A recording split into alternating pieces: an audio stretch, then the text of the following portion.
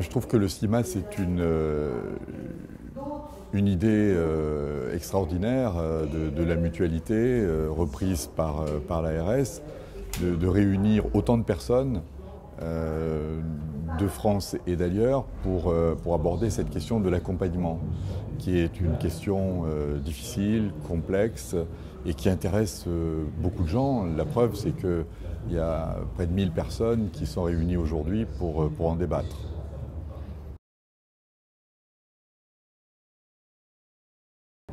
On est simplement au cours de la première journée et plusieurs personnes sont venues me voir pour me dire « mais alors, qu'est-ce qu'on va faire ?» On fait beaucoup de constats. On a, c'est vrai, des témoignages, et des témoignages qui sont assez extraordinaires.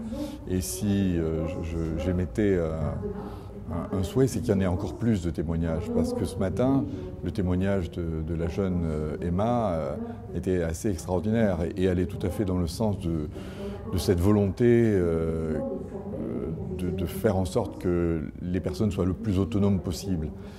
Il y a parfois un peu trop de discours, c'est toujours et puis ce que j'ai ressenti beaucoup quand je me mets au milieu du public, c'est la parole n'est pas donnée au public. Et ça, c'est un très très grand regret qui est manifesté. Quand est-ce qu'on va avoir l'occasion de parler, de donner la parole?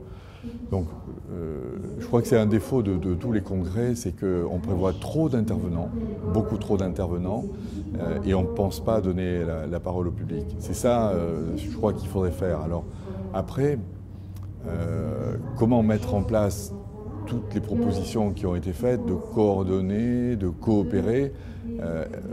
Monsieur Cagnard disait il n'y a pas besoin d'argent supplémentaire. C'est pas évident, mais le formidable besoin qu'il y a, c'est un besoin de formation. Je crois, moi je suis professeur et je passe ma vie à former des gens, des jeunes ou des moins jeunes, mais auprès des personnes dépendantes, on a trop de gens qui interviennent sans connaître la psychologie de la personne âgée, de la personne dépendante, qui sont des techniciens qui connaissent bien leur métier, mais qui ne prennent pas la personne dans sa globalité. Et je crois que c'est ça qu'il faut vraiment faire, des personnes, alors pas nécessairement, on parlait d'autrefois de la vocation. C'est un mot qu'on ne veut plus entendre. On n'a pas la vocation de tel ou tel métier. Et c'est parfois regrettable parce que si on fait un métier sans passion, sans l'aimer, on ne peut pas le faire bien.